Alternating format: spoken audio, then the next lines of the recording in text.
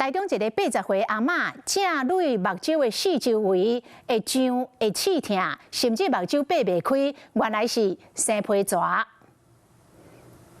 80歲阿嬤正累目睭佇咧1個月前擘袂開，就是暗目痚。想要到去醫生看，才知影是生皮蛇，那嚴重佫可能催眠。長在身體上的皮爪，我們就是不用住院啦，吃口服的抗病毒藥就可以了。長在臉上的，我當下是直接建議病患應該是要住院用打針的方式。醫生嘛講，皮蛇的治療建議佇咧黃金治療期3天內會較緊好，嘛減少併發症風險。